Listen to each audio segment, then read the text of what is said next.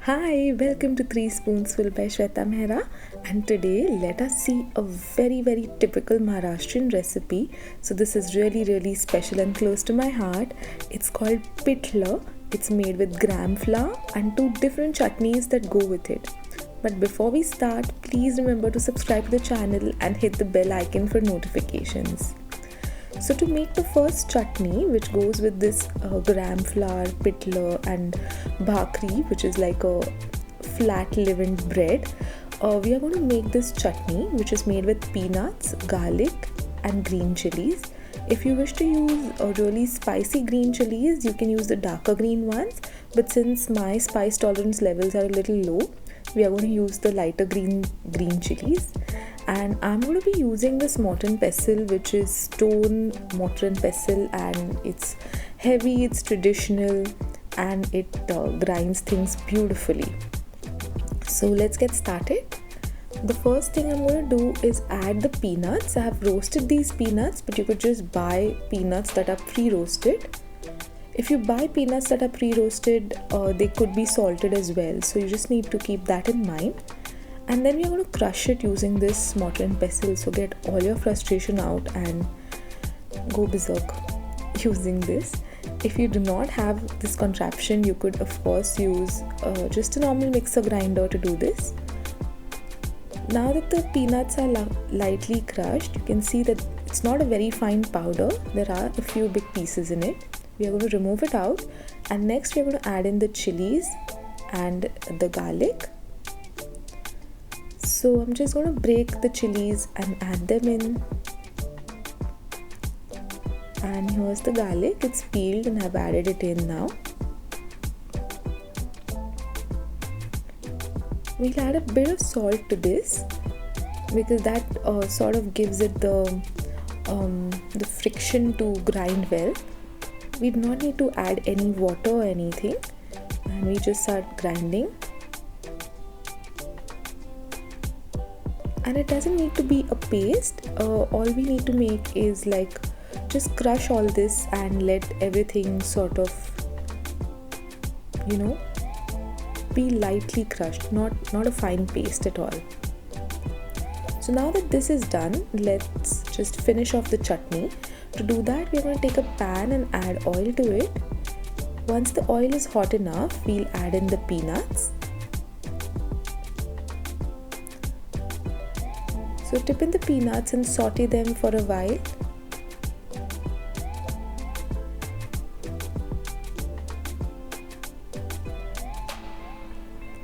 Keep the flame medium to low, and otherwise the peanuts could just burn off in the hot oil. So make sure that your flame is medium to low and let the peanuts change color a little bit.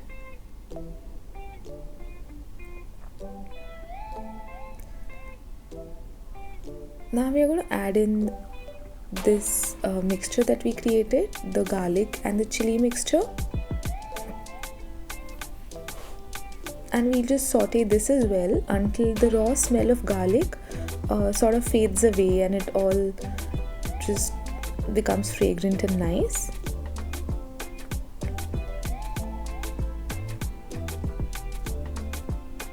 So this is it actually. This is the chutney that we are going to make. You can eat this with bhakri, you could eat this with regular roti, you can eat this with some bread because it tastes fabulous and it's so crunchy. The more it cools, the crunchier it gets. So this chutney is now ready and we are going to serve it later, but it's a traditional chutney that is served along with bhakris. Now let's get started making the pitla. The pitla is going to be a two-part recipe. The first part that we are going to make is something which is called as a thetsa. A thetsa is nothing but garlic, coriander, some cumin seeds and chilies, all roughly pounded together. Thetsa actually means something that's pounded together, and a bit of that goes into the gram flour as well when you're making it. So let's get started making the thetsa. For that, we are going to add in some cumin seeds and some garlic. To the pan, we are just going to dry roast it for a bit, because dry roasting it actually just gives it this lovely smoky effect. Next, I'm going to just roughly break in chilies and add it to the pan, and let's just dry roast it for like 2 minutes.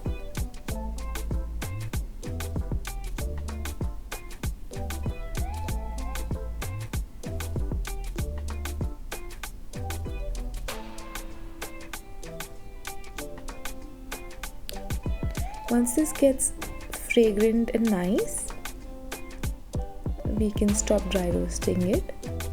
Just do it on a low flame, otherwise the cumin seeds could just burn off. Once that's cooled, back we go again to the same stone mortar and pestle that we have and add all these things to it.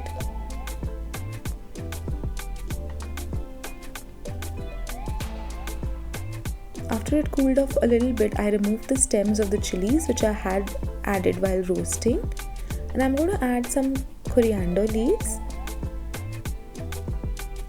and you could just eyeball it. There is actually no measure for the coriander leaves. If you like it, you could add more. If you don't like it, you could add few or just skip it completely, but it does give a wonderful taste. And once again we add in some salt and then start crushing all this together.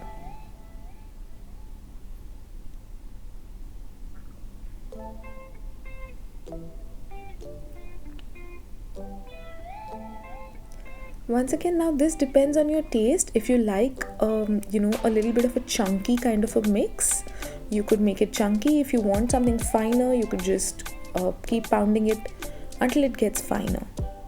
So now we are going to start making the pitla, for which we have taken 1 cup of gram flour. Now to it, I'm going to add in some salt, some turmeric powder,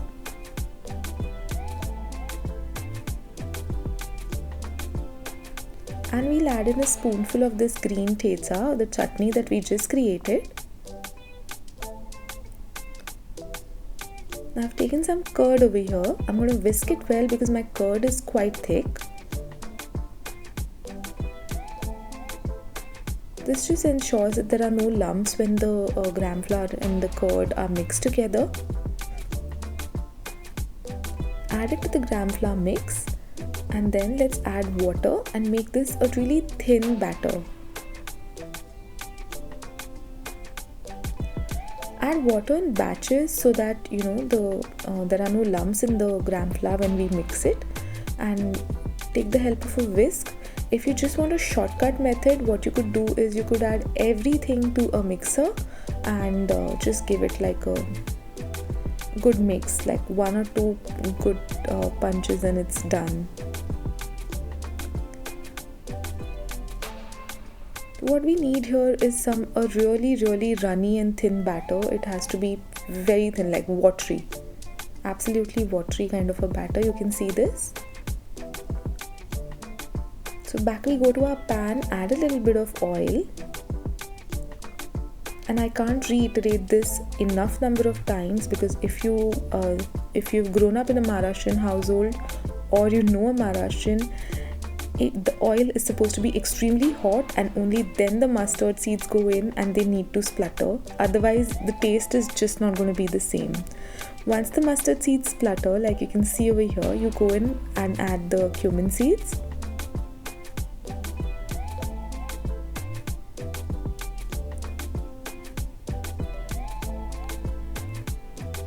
And then we add in the asafoetida, or the hing basically. And next we go in and add the curry leaves. These are really going to splutter very well. And then just mix up this entire tadka. Keep the flame low now, because we need to add in the gram flour batter.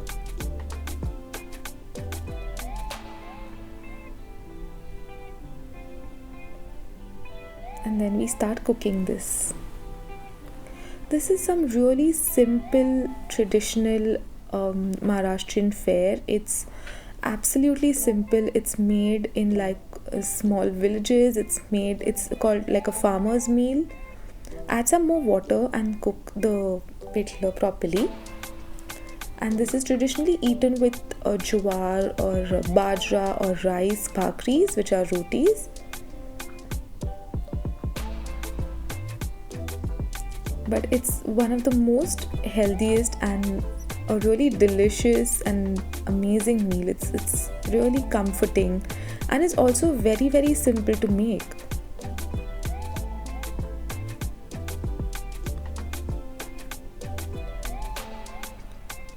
So you need to just mix it and cook it so that you can see all these little bubbles forming. So it's just thickening up. So just keep mixing it so that there are no lumps in it. And this is really it.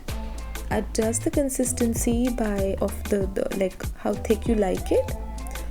It does need to get a little thicker so that you can scoop it up with a piece of your bhakri or roti, whatever you're having it with.